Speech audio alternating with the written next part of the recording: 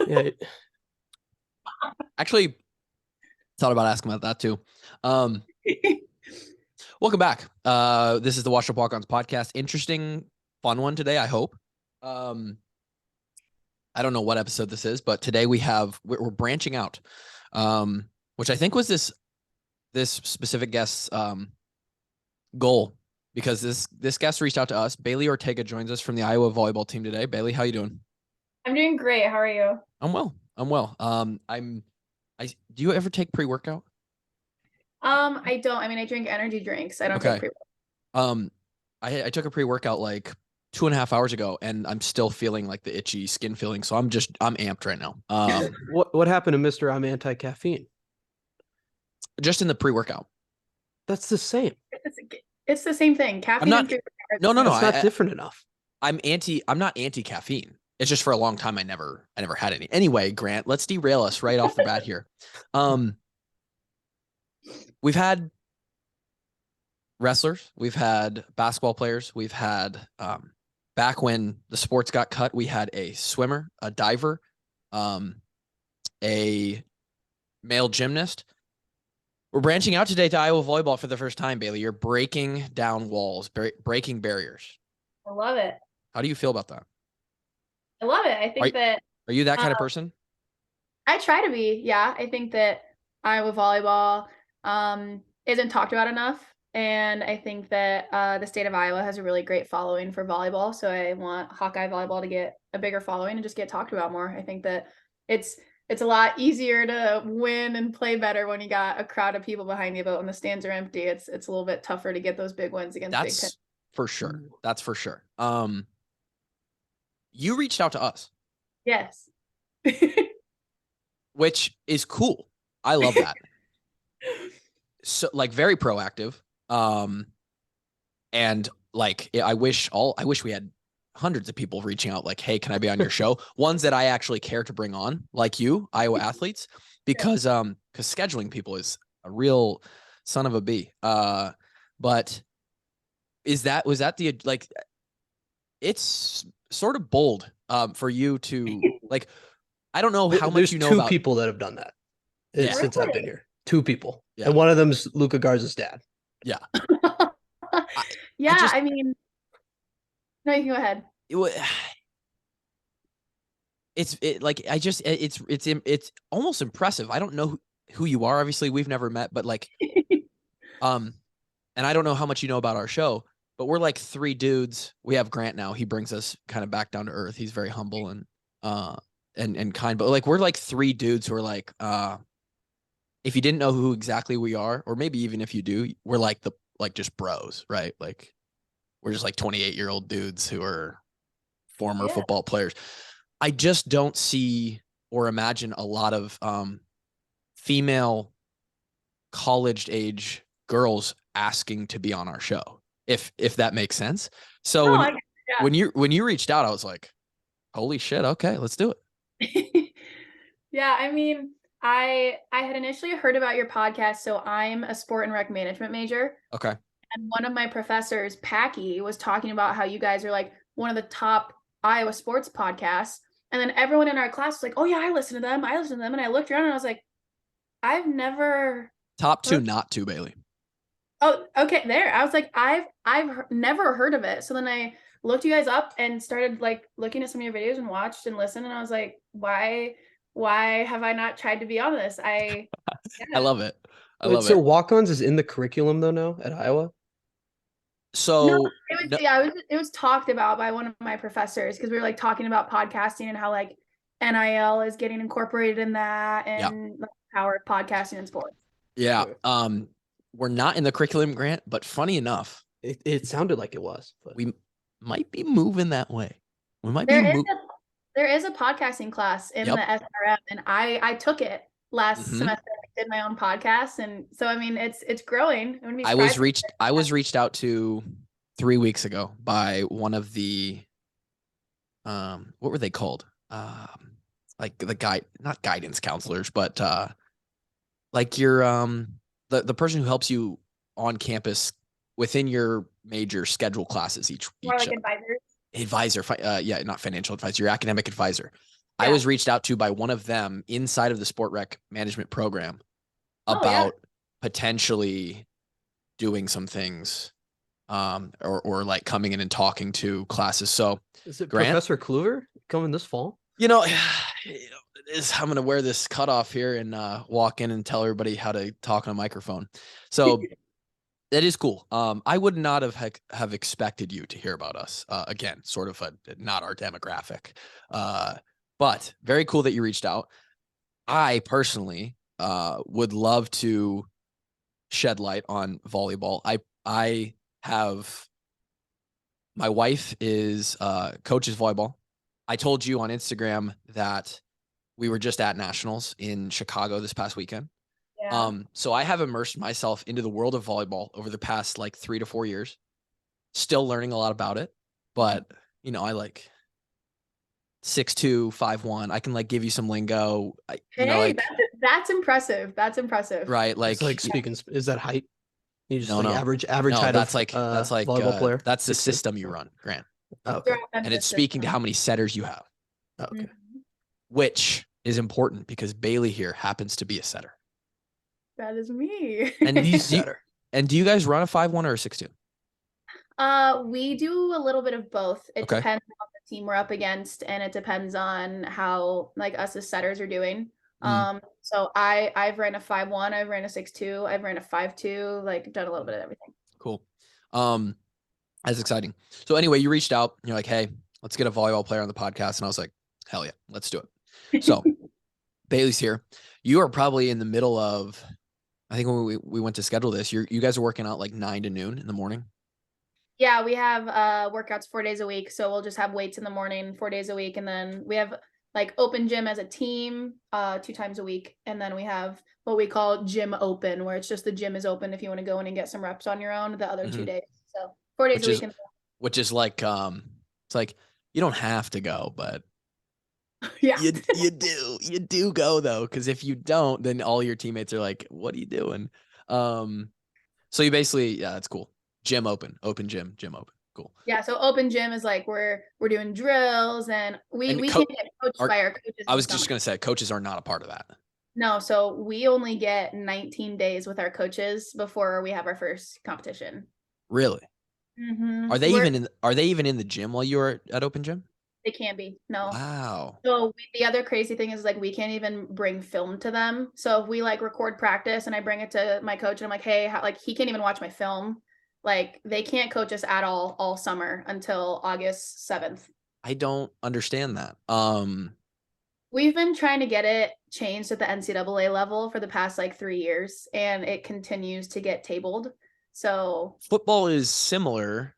Like you can't hold, I don't know the exact rules. You can't hold a practice, but like coaches were there during our summer conditioning workouts.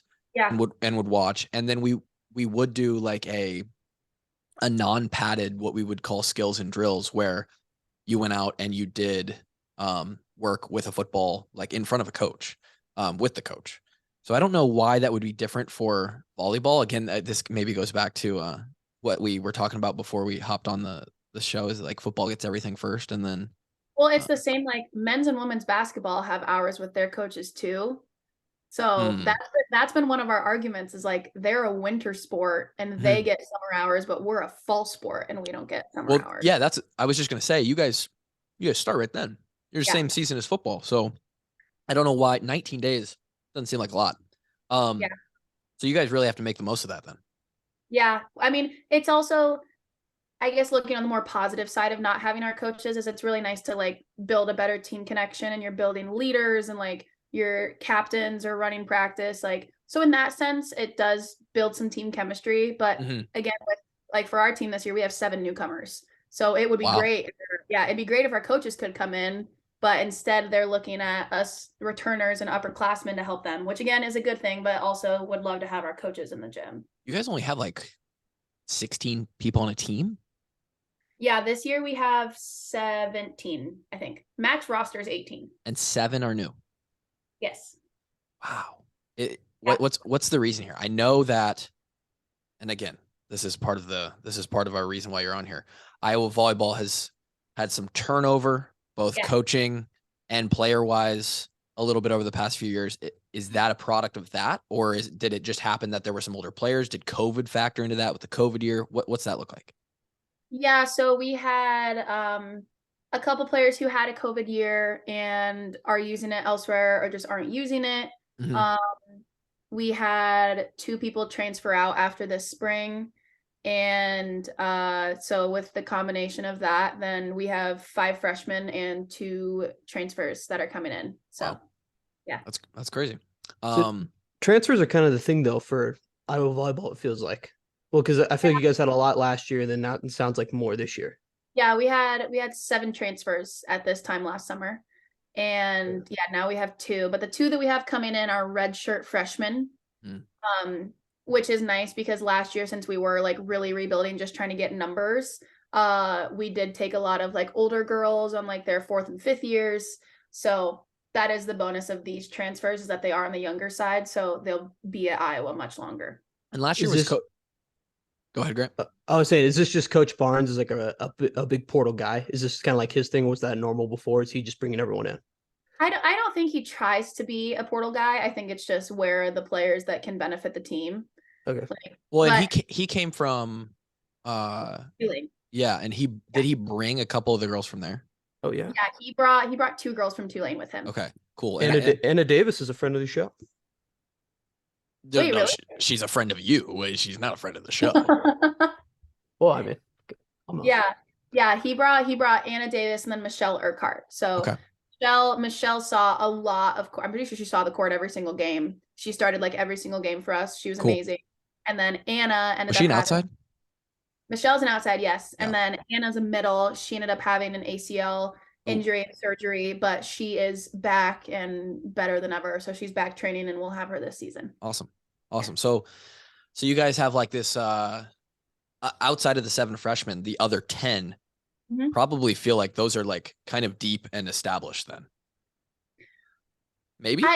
I mean, maybe not deep and established. I think we definitely have like a little bit of confidence with us because we are learning. We know the system, we know the coaches, especially those of us who have like seen a Big Ten game, because the Big Ten is really just an entity in itself with volleyball. Yeah. So I think it's a sense of confidence, but it's also nice because since we have that confidence, we aren't as threatened to help the newcomers. Like we're confident in our ability, we're confident in what we can do, and we're confident in what we bring to the team. And I think that's the best part about it, is we can help the newcomers, and then whoever's going to benefit the team and get us the wins is going to be on the court. And I think we'll all be okay with whoever that is. I think that's an issue that is cross sport in college, probably everywhere, where you have I think I heard this early on in my freshman or sophomore year. It's like you're being recruited, and then the minute you step into the program, they're already recruiting your replacement. And it's just the way it is, probably really at every level, but especially at the Division I level, where everyone is trying to compete at the tip top. And that can be threatening for players who are not confident in their ability. They're not confident in the role that they have on the team, which in turn creates a behavior pattern of those players to not help the younger players. And which is a culture issue, right? And so it's a weird sort of dynamic. So the fact that you guys feel confident, like, and not threatened, and a lot of time that's just ego. But have you seen a lot of that or experienced a lot of that in your 4 years, or just have seen that from other people? Or have you guys been pretty good about that? I think it's hard for it not to be an issue, like, I mean, I've felt that way before I like really worked on myself and my confidence. Like I've absolutely felt that way when people come in. It's hard not to feel that way. Like you work so hard and then all of a sudden you think it's being taken away from you. Like it's never a good feeling as a college athlete when you dedicate all this time to your sport and stuff like that happens. But I do think over the years that Iowa volleyball's culture has definitely been up and down, and we've been trying to figure it out. And I think it's hard because in every single year and every single like team and teammate I've had, like we have spurts of it. It's just finding consistency in our culture that I think has been the biggest thing with Iowa volleyball. So I think we're finally settling in, like now that COVID's over, we've had springs to actually work as a team. We have consistent returners. Like, it's a lot easier to build a consistent foundation for what we want our culture to be moving forward. Yeah. COVID certainly didn't help. That was tough. And did you come in right when that started? So I graduated college. I graduated high school early, actually. So I was here in January 2020. Oh no. I was here. I moved into the dorms, was here for a month and a half, and then got sent home. That's so trash. Yeah. The even worse part about it is one of the reasons I graduated early was because we were supposed to go to Brazil and Peru that summer. And oh no. I still have yet to go on a foreign tour with Iowa because we haven't been able to plan it and get the money for it since then. I was supposed to go to, personal anecdote. I was supposed to go with my wife's family to Greece that summer, and that didn't happen. I know, Yeah. tough one. My sister-in-law was going to study abroad for her last semester, and that obviously got shut down. So tough one for us and a lot of people. So you walk into the program, you were there for 8 weeks, and then just, what was that like? You guys went to virtual meetings. You guys are like probably back in your high school gyms, like you're setting into a wall or something like that. It's like, yeah, well, it was crazy because initially when we had left for like spring break. sure. And so all of us were like, oh, like, we'll be back. And then the world got turned upside down. And then it was like, meet on Zoom next week. So we would do like yoga on Zoom as a team. Yeah. That's amazing. Yeah, it was fun. We did a lot of, definitely to be creative, but yeah, going right back to my high school gym. I mean, it was easy for me since I had just Sure. been there, but it was for sure different than I thought it would be, especially after me finally being in a college gym for a couple weeks and then getting yanked from it. So Yeah, that's tough. My brother was on the football team for a couple of years. He had the exact same thing happen. He rolled in that same that semester of 2020, worked out, went through like a tough 8 weeks of lifting and all that, and then it was like, all right, well, basically they came back in like June. I was like, okay, and then even then, I'm sure you guys had all the same stuff, testing every day, yeah. quarantining if someone was like in contact with you. It was just like, that's so annoying. Yeah, and it was crazy because at the time we thought we were going to have a season in the fall. Yeah. So we were training like we had a season, and then one of our teammates ended up getting COVID, and then because of the like exposure that happens, Yeah. and I was quarantined in my dorm room with one of my teammates for 14 days. Oh, in a dorm room. And we had only known each other. We'd only lived in that dorm for a week or two. So we really didn't even know each other. And now we're like 2 weeks in this room together. are you now best friends with that person? Yeah, I still live with her. Yeah. Okay. I figured that kind of experience only breeds that sort of product. So yeah, it was interesting for sure. And it was like, we got some money on per diem and could DoorDash because the dining halls weren't open. yeah. So we were DoorDashing every meal, barely seeing the sun, like binge watching all the movies you could think of. And I was like, this is college? Like, you're like, damn, this is super healthy. I'm like, D1 athlete? What? Yeah. Door dashing, binge watching Netflix, and not seeing the sun. That's really, that creates high level volleyball right there. High level humans. I want to go back quickly, and I do have a confession to make. So my wife's family's from Nebraska. Okay. And as I've gotten into the volleyball world, I decided to run with the big dog, right? That's cool. I'm a Nebraska volleyball fan. Yeah. Fan of the Hawks too. Are you serious? Want you guys to do well. People know this, Grant. I've admitted this on the podcast before. Can't stand their football program. Don't want any of their other programs to do well, but I do cheer for Nebraska. They're extremely fun to watch. They're obviously incredible. I'm curious in like, as we shift over to even more volleyball talk here, in your eyes, what is the gap between programs like them, Louisville, Stanford, Minnesota, and a team like you guys who's still trying to figure it out? Obviously, there's the consistency and the stability of their program. Yeah. When you're changing out coaches and you got a bunch of transfers and all this stuff, that doesn't help, right? Yeah. But past that on the court, what makes those teams so good versus teams who are just a step behind? I mean, for me, when I look at all the teams that are in like the Elite Eight and the Final Four and all like this, the Louisvilles and the Nebraskas, like I feel like the thing that sets them apart, like they have the big hitters. Yeah. But like so do we. But I think the biggest thing is just like the defense and serving service eve game.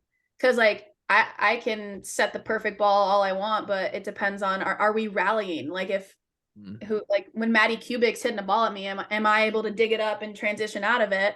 But I mean, that's the biggest thing that I think I notice is the rallies are always longer and everything's just a little bit more powerful and a little bit faster. And if it's not faster, then it's harder. Like if you're running a slow, like if you're running a slower offense, then they're just hitting a little bit harder and a little bit higher, like over the block. So I think that's the biggest thing. I think that that's the hardest part is every team has great hitters. Yeah. But it's just, it comes down to defense, not only backcourt, but like blocking. Yeah. So, yeah. Yeah. There's some teams that have just absolute towers. It's like impossible to get over. Texas, Minnesota as of late of the last couple of years. It's just like, where am I supposed to put this? Because like they can put their faces are above the net. It's just well, it was like my sophomore year. It was Dana Retke and Anna Smrek. So like 6'8", 6'9", blocking my freshman outside, and I was like, where am I supposed to go? Yeah. Like it was the craziest thing. There's no place for me to set this that's going to give us an advantage. Well, it's crazy because it's like the fact that that's what you're up against, but it's also like, it's cool being in the Big Ten because I love getting to say that like I played against Dana Retke and now she's on the team. So it does have its perks, even though it's not fun sometimes. The defense is noticeable, like specifically Nebraska. They're so scrappy. Nothing touches the ground. It's just especially when you got Lexi Rodriguez. Like Lexi's insane. Yeah. Like and they have a freshman who she was committed to Minnesota and now she's at Nebraska. Her name's Lainey. Yeah. I met her a couple years ago and I'm good friends with her and she is unreal. Like the two of them, oh man. They're really fun to watch. Stivrins was like my favorite to watch over the past, unbelievable. Like they're just so good. We got to actually go last year to a game, Ohio State at Nebraska, sold out. What a game. Oh my God, 5 sets. It was so sick. We sat, we had, I don't know, my in-laws had some connection and we sat like 4th row. And so for me, you all are like tall women, right? Generally, like you're 5'9". Yeah, my tallest teammate's 6'7". Right, and like you're 5'9's like really tall though for a normal human. But yeah, for a normal person. But on a volleyball court in Division I, it's like she's the short girl, right? Yeah, I'm very short. Like it was hard for me to get recruited short. Yeah, and I'm 5'10", so I like, we're the same. And so we go down on the floor and like we sit down for warm-ups and they run out. And I was used to like being the short guy in the Division I football locker room. Yeah. But like I had been away from it for, like I said, 28. I'm out of the game now for 5-6 years. And they ran out and I was like, holy shit. Like they're so big. It's like just athletes. It's so crazy. And so I from a fan perspective, I share that sentiment of like, it is so cool to see the best of the best play. And for you to be able to like then be on the court with them and play against them, it's like, first of all, it elevates your guys' game too, right? Because it's like, hell yeah, give us the best and like, let's go attack it. And it only makes everybody else better. The Big Ten is crazy. Yeah.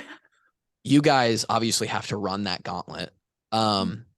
What is that like mentally going through struggles back to back? You're playing Minnesota, Ohio State, Penn State, Nebraska. Like, what does that look like during the season mentally, like having to regroup? It's not like football where you have a whole week. It could be like you play, in 2 days or 3 days. And it's like, how do you guys approach that game to game? Yeah. I mean, for us, usually the way that it works is we'll be at Minnesota. We'll finish the game, we'll shower, hop on a plane, and then fly to our next place, and then we play the next day. Like, our schedule is super crazy. And I think that something that Jim really emphasized a lot last season is like there are no days off. Like every single, whether it's a team that we think we can beat or that we think might demolish us, like whatever it is, like every single match is a battle. Yeah.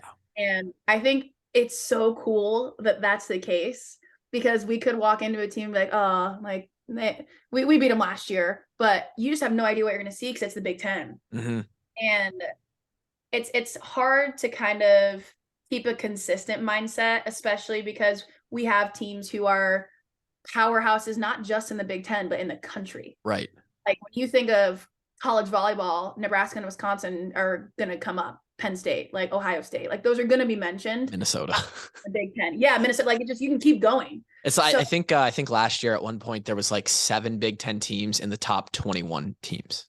Yeah, well, I mean, 2 years ago it was a Big Ten national championship. Right. Yeah. Like it's really, really great, and it's really cool to be in that environment. But it is a lot, especially when you're towards the bottom like us. Mm-hmm. Find motivation, because it's like the top 7 teams in our conference make it to the tournament, where in other conferences it's like the top 2 will go. Right. So yeah. It's definitely a different mindset, and it's really hard to adjust to. But I mean, for me, it's just, now that I've been here for 3 years, I've seen the teams, I've played them all. Like, it's just every single day is a new match. Like, you don't know who you're going to see. So it's a trial by fire a little bit. Yeah.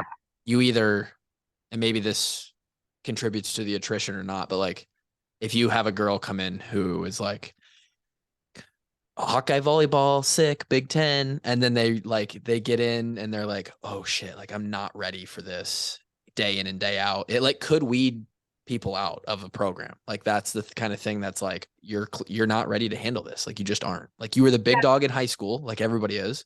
Mm-hmm. And then it's like, okay, congrats, like welcome to the show. And it's so hard to manage that, not that schedule, those teams that you play. Not like if you were just playing volleyball, that would be hard, but then you throw on top of it that you're expected to be a student as well, right? You're a student athlete, right? Athletic student is what I like to go by. Fulfilling all those Kara hours that you guys have, which always get broken.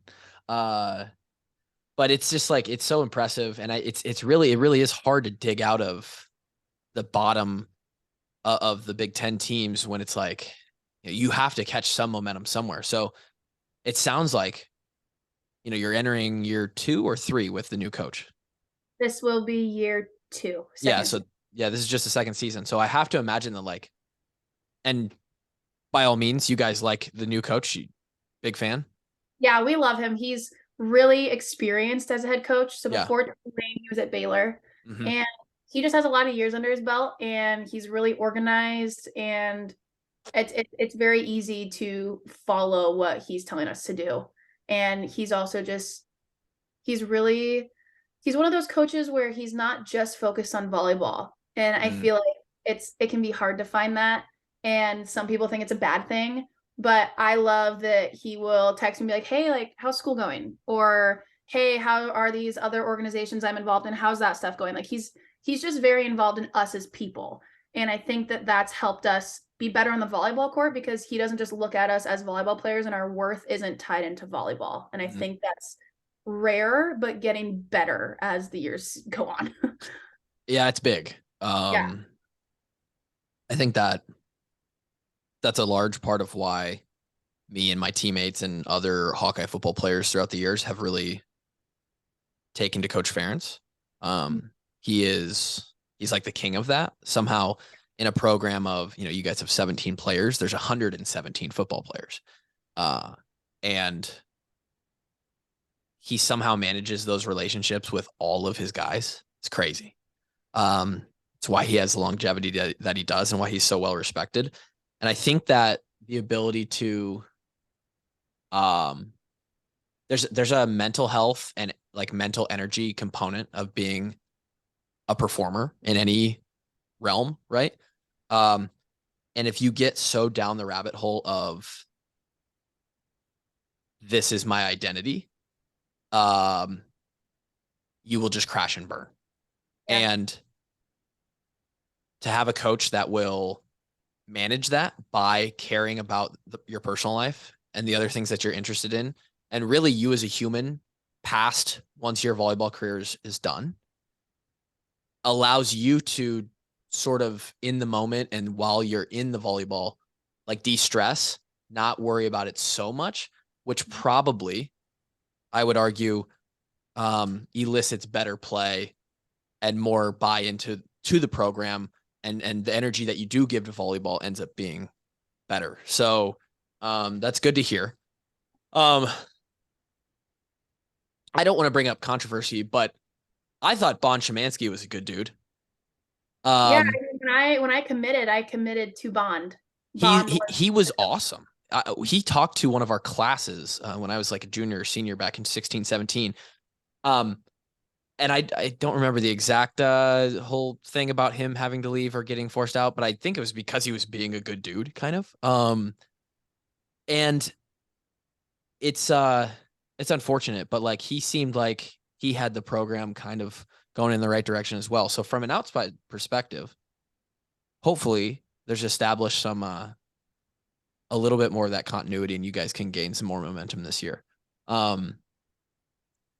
Your coach now, like you said, texts you about other stuff. He clearly trusts and has given you a lot of respect individually inside the program. Because as I prepped for this podcast, which was basically just an like 45 minutes of me creeping on your Instagram, which felt really, really weird. You're chosen to go to Big Ten Media Days. Yeah, I got chosen to go to Media Day this year with Delaney. And that's with my 6'7" teammate. yeah. She's a little built different than you. Are you tripping on that? Like, that's cool. That's like an honor. Yeah, it's really cool. Jim does one of the first things that he always says whenever we get our team together for the first time is his biggest thing he's going to do is brag on you. And he really follows through with that. Like whenever anyone on the team gets some sort of recognition or does something like extraordinary, he'll always send it in the team group chat. And he's really great at stuff like that. Again, like caring more about just like not just volleyball. Yeah. So yeah, he ended up reaching out to Delaney and I, and he's like, "You guys want to come to Media Day with us?" And we were like, "Yeah, absolutely." And it's so cool that the Big Ten even does a volleyball Media Day. We're the only conference that does it, and it's the second really? year. Yeah, no other conference. The first ever Big Ten Volleyball Media Day was last year. Wow. So, yeah. Oh, so we are moving up. Yeah. Come on now. That's good. I like to see. I again, biased. I've gotten into it the last 3 years, but like good volleyball, like especially like the tournament when it comes down to the postseason, is absolutely electric. I don't know how it's not more popular. It's unbelievable. And you got to go. I saw on your Instagram. Yeah. I actually ended up at the American Volleyball Coaches Association, they have a convention every year around the Final Four and the championship. Yeah. And I want to be a coach. So I was able to apply to be a demonstrator for the drills they run at the convention. So because of that, I got to go to the convention, and I also got to go to the Final Four and championship games. Damn. Yeah. And then I'll also, hopefully, if they accept me again this year, we'll be doing that again this December in Tampa. Oh, that's awesome. Yeah. I was curious what your goals were moving forward past volleyball. You hosted the Golden Hawkeyes. I did for the past 2 years. And you what? And you spoke in front of the athletic department at some point, like within the last, and you have done all this other stuff. So I had like this inkling, like, oh, she might want to be and you asked to be on our podcast. I'm like, I think she's gonna like be a report. I think she wants to be a reporter, or she wants to be on Big Ten, like calling games or something. So I was curious what your plans or aspirations were after, but you want to be a coach. Yeah, so of course my plan afterwards is to play pro ball. Sure. I would prefer to go overseas for as many years as they'll have me and just travel and explore. Yeah. And then they have now starting this next year, they'll have 3 United States pro volleyball teams. Yep. So hoping I can also come back and play some pro ball in the US, and then yeah, hoping to coach. But I mean, that's what I would love to do. That's my hope. I'd love to be, my end goal is to be like a head coach of a Division I Power 5 school. So in But college. yeah, preferably. That's why I went to the convention, just talking to a bunch of college coaches and getting insight and hearing how their experience is. But I'm one of those people where I'm not gonna close a door. So I would be up for anything. I'd love to call Big Ten games. I would be down for anything. I want to be in the volleyball world. I think that it's growing rapidly. Like, I don't know if you saw, but the championship this year will be on ABC. I saw that. No. Saw that. It's going to be on ESPN. So that's huge. And this past season, our game versus Purdue was the 7th collegiate women's volleyball game in history to be on ESPN. Mm-hmm. And that, I mean, the fact that it's only 7, like, we're in the single digits. Yeah, it is crazy. So I love the trajectory that women's volleyball is taking. So I would love to just be a part of growing that. Yeah. I saw at another, like, I don't know, like you must be pretty good with a microphone in your hand if you got, like, how did you get picked to host the Golden Hurkeys? So for Golden Hurkeys, I'm involved in ISAC here, so the Student Athlete Advisory. Yep. And yeah, they were looking for some hosts since COVID had happened and they hadn't really done the full award show. Yep. And on Iowa Volleyball, I do a bunch of tiny mic stuff and like interview my teammates. Saw that too. Yeah, so yeah, they needed hosts and I thought I would try it, and I ended up loving it and have been really involved with the show the past 2 years. And yeah. You prepare some jokes? Did you have people help you write some stuff, or? So yeah, I write my own script for both the shows, but essentially so I co-hosted it with a soccer player, and essentially I was like the dad joke, laugh at myself kind of host, and she was the like, please shut up, you're not funny host. Our bits we good played. Cop, bad cop. Yeah. Okay. Yeah. So I had some good dad jokes. What's one, like, give us one real quick. I'm curious. I don't get to go to Golden Hurkeys. I don't know what's going on. So the Golden Hurkeys are you don't know what they are, Grant? Yeah, they don't have Golden Hurkeys for podcast students. They don't do that. They don't do that for us normals. So for us normals. So the Golden Hurkeys are, you're right, they are for the Iowa student athletes, and they're held over at the Englert, I think, still. It's held at Hancher now because it's bigger. So we do it at Hancher. We have like a golden carpet. It's a whole. You guys have upgraded since, I'm just old. I'm old. I'm surprised they didn't get Kimmel for this. This sounds like a big deal. Well, it might not be Kittle size, but basically, I think the awards are voted on within the student athlete community. Yeah, so essentially each team will nominate someone for each award, and then ISAC will sit down, narrow it down to 5 nominees, and then the whole student athletes administration, coaches, everyone will vote on the legit winner, and then they'll be announced that night. Yeah, so it's like an imitation of the Golden Globes. And you're like encouraged to dress up, and like there's a best dressed award, I think, still. Which I participated in my senior year. And it's fun. It's like it's just, like all of the athletic programs come together and do like a couple things every year. One of them is like horrible. It's right before like the first week of classes, and you sit like in, I don't know if they still have you go to like McBride Hall, and you have to listen to like the ethics meeting and all that stuff. You haven't done that? Probably not. We don't do it with like all the athletic programs. Like, really? I mean, there's something for freshmen called Summer Bridge.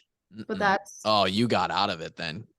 They used to bring football, baseball, everybody into one of those 4 big, I think it was McBride on the Pentecrest, and sit in one of those big 400, 500 seat auditoriums.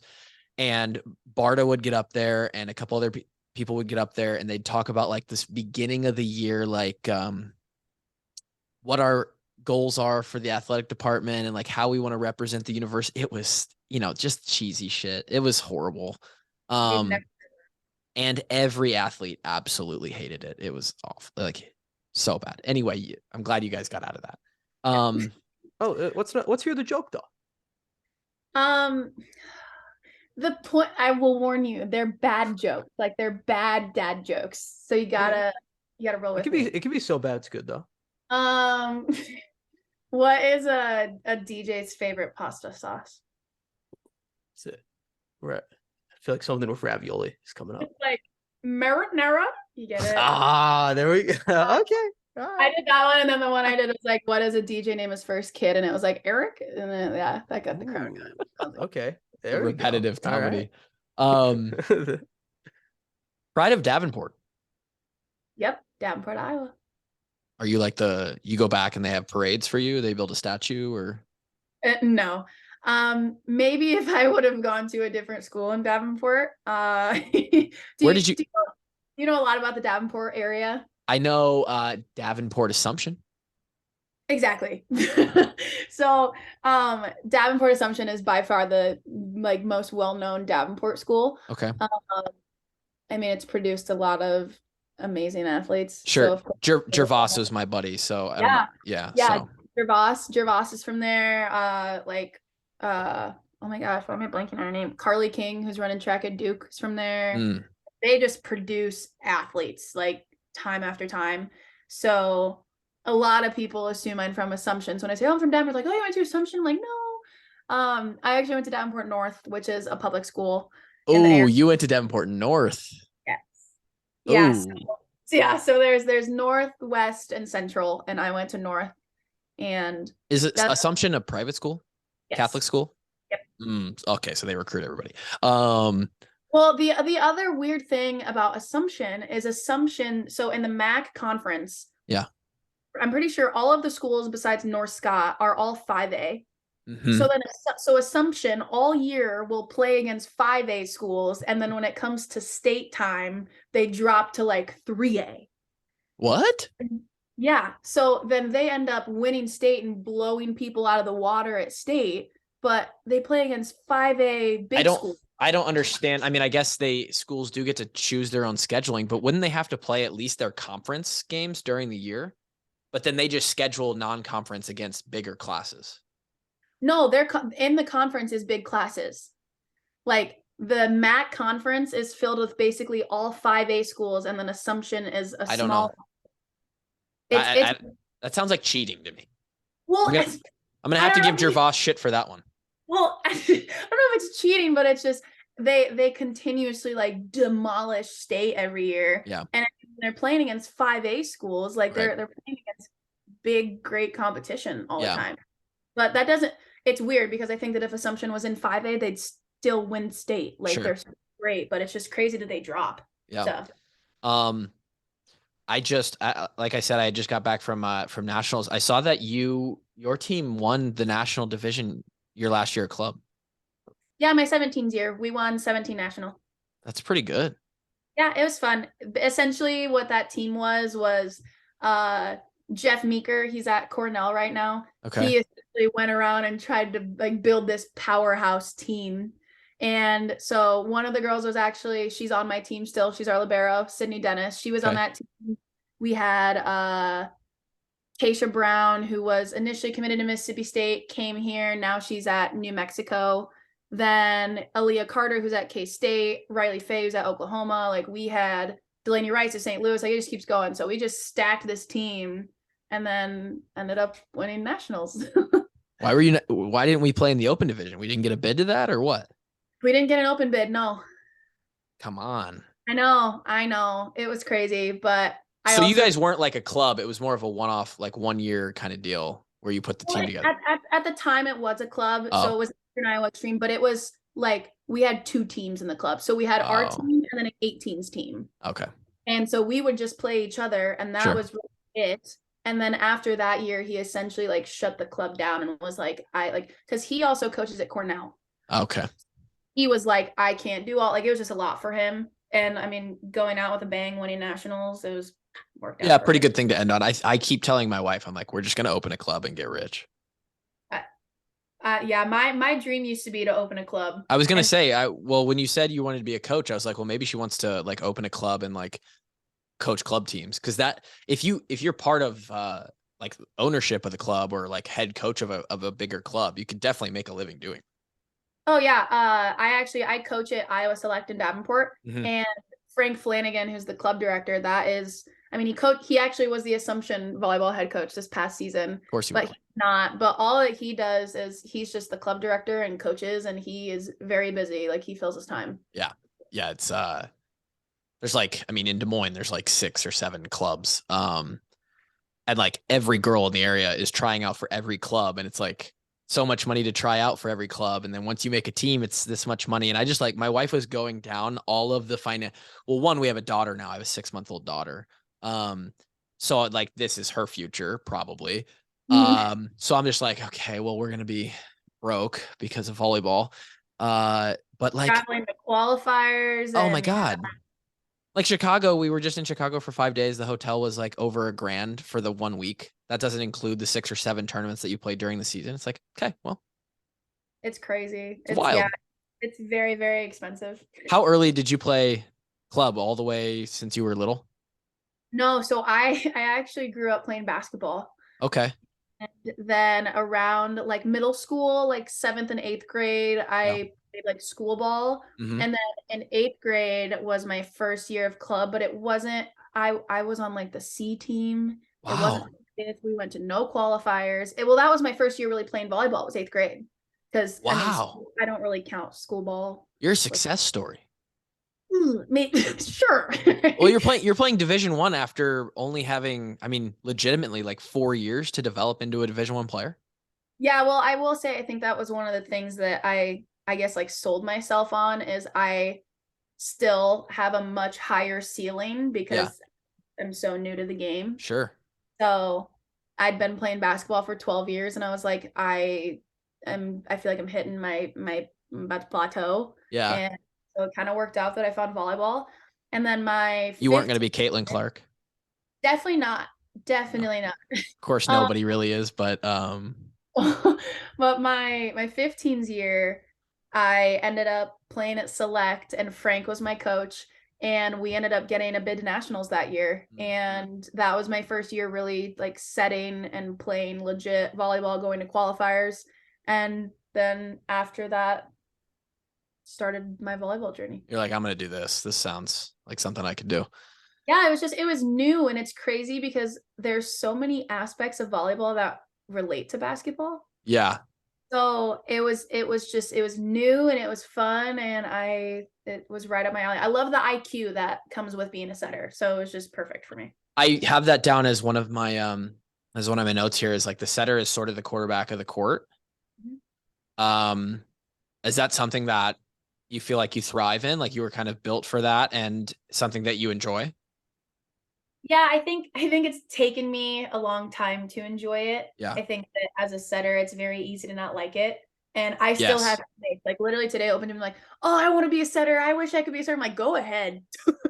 Like it's a lot, but I love the IQ behind it. And I guess kind of for you, like when you first start watching volleyball, you don't really realize how much the setter does. No, the setter's so underrated, right? It's because everybody wants to be the killer, right? They just want to spike volleyballs.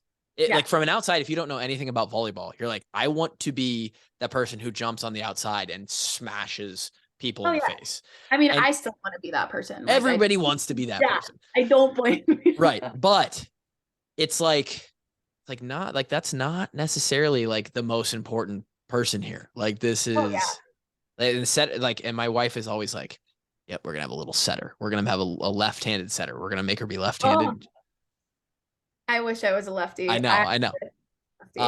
So that's our goal. So we're, she's 6 months old and we're training her to be a left-handed setter already. But no, it's like you have like a lot riding on you. It's like stressful. Yeah, it's definitely stressful, especially when you're at a younger age. Like I have so many girls come up to me because it's the easiest person to blame on the floor. Yep. Like if anything goes wrong, it's the setter, because like especially at this level for me, obviously I don't take as much blame at this level, but I'm calling the plays. I'm the one like telling people what routes to, like it's crazy. Like I have my coach's help, but now again at this level, I take the reins myself, and it's a lot of pressure. So for younger girls, like it's almost hard to produce setters Yeah. because no one wants to be that person that gets the finger pointed at after every point you lose. So It's really hard tough. Yeah, girls it's to really work. tough to because okay, so for those listening, again, we have a lot of football. If you're still listening at this point, we have a lot of football fans here. The setter is going to be basically you get 3 touches max on when the ball comes to your side of the volleyball court. The setter is the second one of those, ideally. You're going to have somebody who receives the ball from the other team. They're going to pass it ideally to the setter. Hopefully Bailey here isn't running all over hell to go find the second touch. And then she has to set up the big tall girls who smash people in the face. Mm-hmm. So Bailey not only has to work off of the first pass, but then she has to orient and adjust and place the ball in the right spot as the second passer. And it's just like a lot. It's a lot. Oh, and even at this level, like then it gets to the point where it's like not as I'm going to track the ball and figuring out what my hitters are calling, what are the blockers on the other side of the net doing? And I'm seeing that in my peripheral wallet. Like it is the craziest thing. Yep. And I just being a setter, like watching other setters or just like at this level, once you learn the beauty of setting, it's hard not to just watch it and love it. It's like art. It is. Yes, it is. It's the coolest thing, especially when you have like really offensive setters. So when setters are in the front row, like a lefty, like it's so cool to watch. And I mean, being in the Big Ten, I'm surrounded by, in my opinion, some of the best setters in the country. How good does it feel to every once in a while hit that dump and it just like falls in the middle of nowhere? Let me give you a great story. Last season, so we were playing Michigan at home. Last season, we lost the first set 25-7. Oh no. This was our last game at home. That's really bad. Like they might be able to put me on the court and we could still get 7. It was really bad. And we ended up reverse sweeping them and beating Michigan for the first time since 2010. Okay. I remember this. Yeah. I didn't know that you lost the first set 25-7, but holy smokes. Had us worried for no reason. Sorry. But anyways, it was the 4th set and we were up 25-24. So it was like, if we win this point, we're going to a 5th set. And if we lose this point, now we're tied. And my coach's rule for me, because I try to be offensive. So I like to dump when I can. Yeah. And side note, I've played sand volleyball and I dump 50% of the time. It's so fun. All I do. Yeah. And his rule for the most part for me tends to be when we get in the 20s, don't dump it. So on this point, we get the dig and I just toss it over. And you can see him on the sideline, like tensing up, ready to just, and the ball drops and we win and we go into the 5th set and we beat him. And that was one of we'll forever remember that in my college career. Cause it was just in the moment. I was like, I know it's there. I can see it. And I just dumped it. And feels so good. It felt so good. Cause it's like when you dump, you're not doing a lot of work, right? Like physically, or it's more the not doing work that is the work. It just feels so good. I know nobody listening, most people listening don't understand it, but it's like basically Bailey's being sneaky. She like goes up like she's going to set one of the hitters and then she just puts it over the net herself. Especially when it's a tight pass and you can like legit throw it down. Yeah. Oh man. And you have to break your tendencies, right? You can't always just follow that past 20 rule. You know, that's what I would have told coach. Been like, hey, they weren't ready for it. Clearly they didn't know it was coming. Yeah. And earlier in the game, like since we had won the set before, there had already been a couple times where I had done it and it had worked. So I was like, oh, they probably aren't expecting it.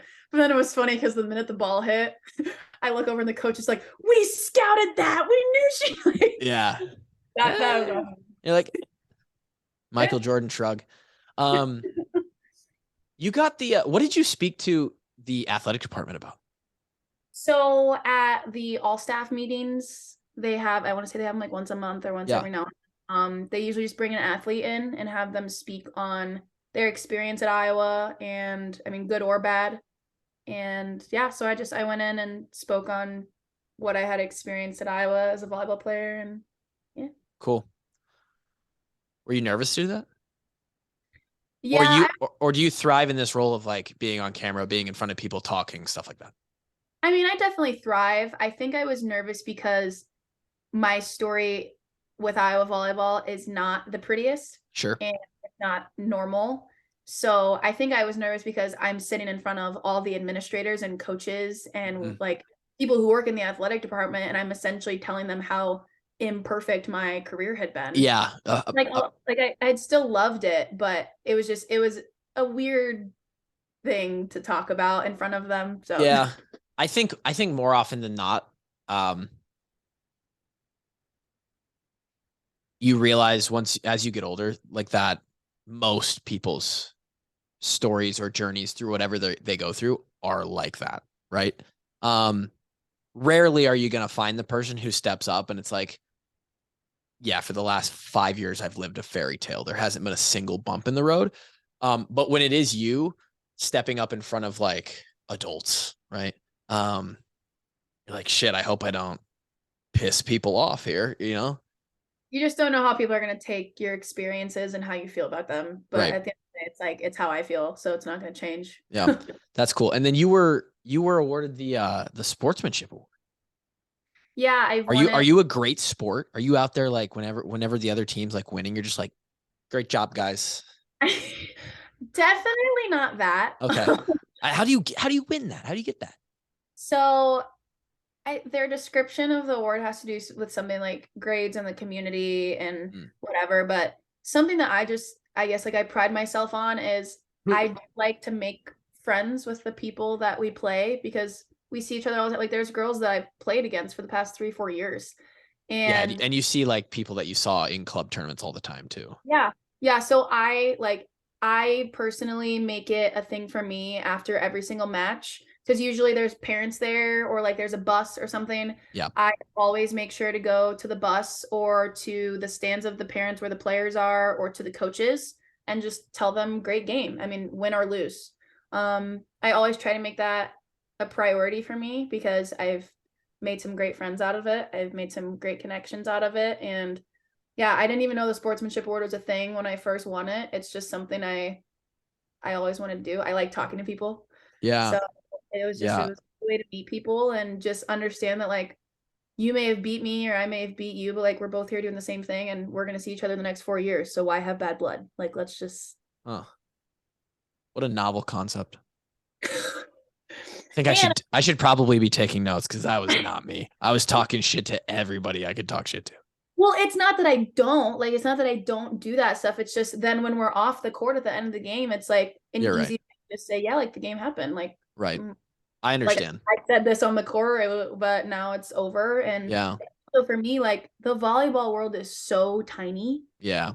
And since I want to stay in the volleyball world, it's like for example, the Ohio State head coach, one of my favorite coaches. She's amazing. I love what she's done in the program. I love her. I love that she's a female head coach, and she's so just like, I love everything about her. Yep. And even just me going up to her after games, hey, great game, coach. Like I have that connection now moving into my coaching realm, like just little things like that. Definitely smart for you moving forward, no doubt. Yeah, and it never started that way, and it happened to work out that way, and now I have these connections, and yeah, keep doing that.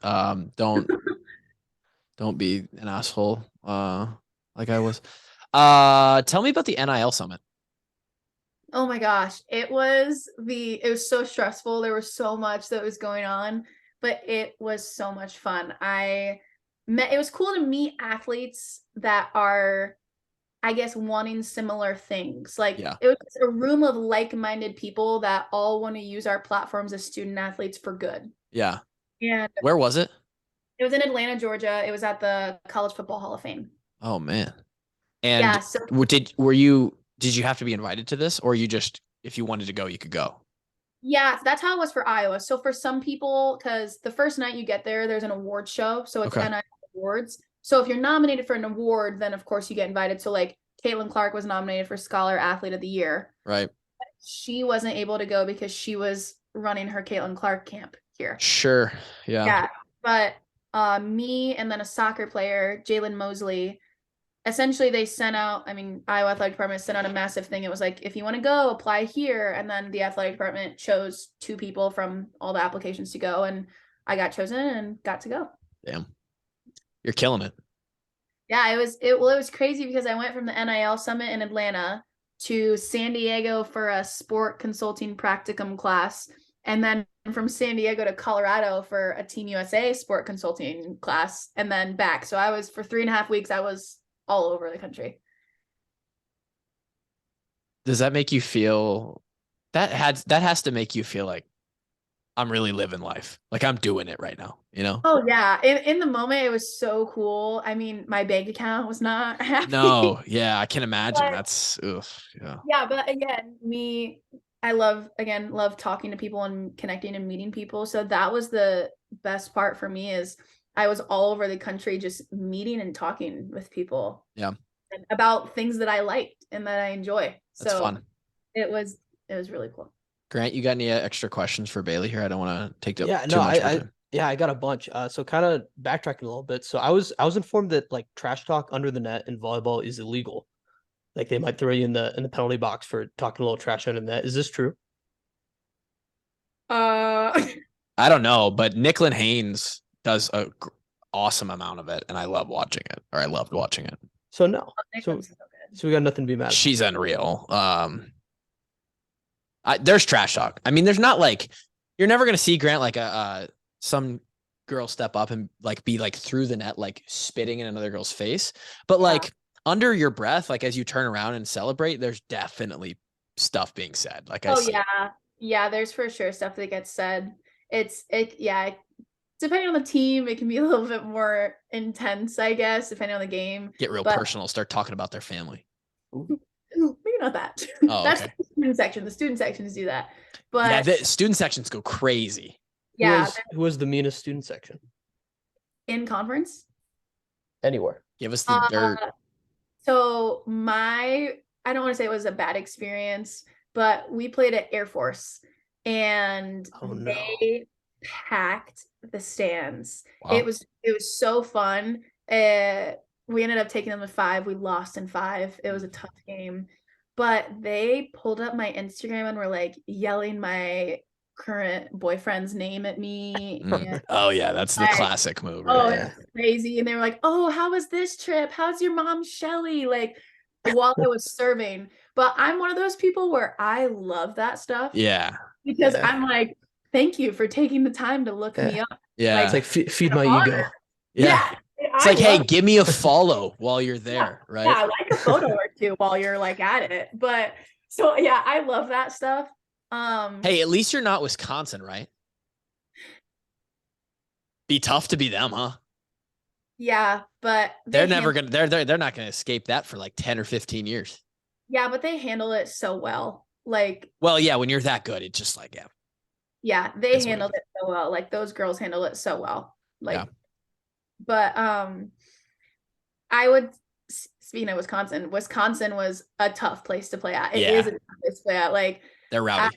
I've had some stuff said to me serving, and so Wisconsin, and then Nebraska's tough, but like they're not. They can be mean, but it's a lot less personal and more like at Iowa Volleyball kind of stuff. Okay. So, yeah, that's like, it's a little more respectable. Yeah, a little bit, but it's less like personal names and more just Iowa stuff in general. But, Nebraska and Iowa, it's just a rivalry. It just is what it is. Yeah, but I will say it's getting Purdue's student section. They're getting bigger and louder, and so it's crazy to play at Purdue too. Purdue's getting up there. Cool. Hey, well, I'm about to write down some stuff for this year. I'm about to prepare. Anyone who steps into Extreme Arena is going to hear from me. Yeah. Have your research. Yeah, I love it. For sure. So then how do you guys view, I'm curious, is there like, playing indoors, do you guys like look down upon sand volleyball players? No. So like that's not real volleyball? No, dude, sand's so sick. I think it's cool, but I don't know. I think we honestly put, or at least I do, like I put it above indoor because beach is so hard. Yeah. And like, not even from the fact that they're in sand and jumping in sand, but especially when it comes to doubles. Like you have that whole court of sand. So now you're reading, you're like, your shots are like super specific, and it's a different game. It's a whole different game. And there's so much more, I don't want to say more, but in my opinion, there's so much more mental to it, especially when you're playing a game of doubles. I love the setup too of like 1s, 2s, 3s, 4s, and 5s. Like it's so fun to watch, like UCLA and USC and it's really fun to watch sand. And playing outside is like, you might be dealing with a breeze or some wind, and it's like absolutely. And the volleyball is light enough to where like it can be moved by the wind. Oh yeah. I have so much respect for people who play beach. Like I wish I was good at beach, and I'm not. No, I used to love for years, like every 4 years I get real excited for sand volleyball, get like Carrie Walsh Jennings out there, like Misty May trainer. Like I would get so fired up. I had no clue what was going on, but I think they like just retired, or they're still doing it even. They got to be done by now. They played forever. Carrie Walsh, she actually just, I don't know like the exact terminology, but a pro volleyball team, like an indoor team, opened up in San Diego, and it's Carrie Walsh's team. Yeah, that's she owns it. Yeah, so she's really, really involved in. Is it like the Browns? Did she name it after herself? Yeah. I don't think it has a name yet. I know that there's a team in San Diego, and it is with her. So I know she's doing a lot of like publicity and like interviews and stuff for that pro. Okay. That's cool. Shoot, I gotta get a jersey. I'm all in on this. Yeah. So then I'm curious too. So you talk a lot about wanting to be a coach as well. Who are some coaches, and you can go cross sport too, like if it's outside of volleyball as well, that you kind of would like to emulate? Well, I mean, in volleyball, like I said, Jennifer, I don't know her full name. I call her J-Fo because that's just what people call her, but I think it's like Jennifer Flynn Oldenburg at Ohio State. I love her. Again, I already talked about her. I love the Louisville coach, Danny. She's technically my cousin. Are you kidding me? Really? She's not my cousin, but my wife, she's like her second cousin, yeah. Oh my gosh, yeah. Like at family reunions kind of thing. Yeah, so Danny's cool. Yeah, when I was at the All-American, so when I was at the convention, I got to attend the All-American banquet, obviously not as an All-American, but just as a demonstrator that was there. Sure. And she walked past me, like behind me, and I was literally sitting here like, I love her. She's legit. I love that she brought, like 5 years ago, you would have never heard Louisville Volleyball and been like, whoa, like she took that program, exactly what every program's trying to do. Like she did that. I know. So I also, it's one of those things with the Ohio State coach and with her, like you can see on the player's face how they feel about playing for that coach. Yeah. And that's what I love the most about it is I can watch those players play and I'm like, I can see the kind of coach you are through your players and how they play for each other and for you. And I just love that about them. And cool. Outside of volleyball, that's how I feel about Lisa Bluter. I am forever like, and I shouldn't even say Lisa Bluter, like Lisa, Jan, Raina, all of them. They're badass. Oh my gosh, I love them. I honestly love the women's basketball team in general. Like their whole, before they had this big historic run, like I loved them the whole time. That was my dream when I was a kid, is to play women's basketball here. Yeah. Yeah. So I love her. And also just being at Iowa, there's a lot of women's head coaches here.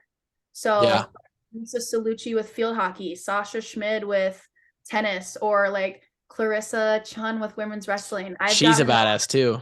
Yeah, so I actually, wrestling and volleyball share like an office space. Like, well, I should say like a common area of an office, and then it splits. But when Clarissa got hired, she didn't have any like current athletes to give tours to her recruits she was bringing on campus. So I worked with Clarissa and would give all of the recruits for the women's wrestling team tours around campus and of the dorms. So I got to know her, and she is just like a powerhouse. Yeah. So it's really cool to be here with so many like women head coaches. Yeah. Anything else, Grant? Should we wrap this up? Yeah, no, well, this might be a good way to wrap it up. I just wanted to give you a chance, or maybe like like whatever you want to say, just to sell people to go to games. Like I know I'll be there at least to a few, but like pitch to the people. I think my pitch to the people is just that Big Ten volleyball is fun to watch in general, and Iowa volleyball is a huge underdog. And I think that even if our record doesn't show as much as we want it to, I think it will, but even if it gets to the point that it doesn't, we're going to play hard and we're going to have fun. And I think that like no matter what game you come and watch, it's going to be fun to watch, and you're going to enjoy watching Iowa volleyball because of how we play for each other and how hard we just play in general. So and the new arena is sick too. Oh yeah, Extreme Arena is beautiful, and Awesome. It's a great place to be. So all around, I think volleyball is growing, and you don't want to miss being on the train that Iowa volleyball is taking to go up. There we go. Grant, we're gonna have to get the walk-ons to a volleyball outing this year. I'll make it out there for sure. We could print like a big fat head of Bailey. Like bring signs and stuff. Bailey. No, we'll have to. Well, actually, okay, while you're talking about being the walk-ons, that was also the reason that I reached out to you guys wanting to be on this, because I was a walk-on when I came to Iowa, and Jim let's go. A scholarship. So let's go. Huge for a walk-on. Yeah, so that bank account isn't hurting as much now. After the summer. Yeah. So you got that NIL summit probably helped out. Yeah, it definitely helped. But yeah, I was a walk-on my first 2 years, and then I had actually entered the portal, and because I wasn't sure what the future held for volleyball. And then when Jim got the job, he called me and was like, I want to get you out of the portal, and he ended up finding a full scholarship for me. So yeah. Hell yeah, let's go. Congrats. Yeah, thank you. But yeah, that was also what made me reach out to the Washed Up Walk-Ons podcast, because being a walk-on that's who we are. It's like our DNA around here. Just paying for school, you know. It's like the labor of love, you know. We appreciate you coming on. I mean, thank you for having me. I know that this is again branching out, but thank you for being willing to have some volleyball content on here. I was super stoked to talk. I mean, I think you can obviously hopefully the fans love it. I know they will. They always love when we grab somebody from a different sport and get to hear from a non-football person, because it gets very football around here. And so when we can break it up, that's usually well received. So again, thank you for coming. Anybody who listened to this podcast, thank you for listening. Go check out Bailey and her teammates this fall in Extreme Arena and cheer on the Hawks. And until next time, we'll see you then. Peace.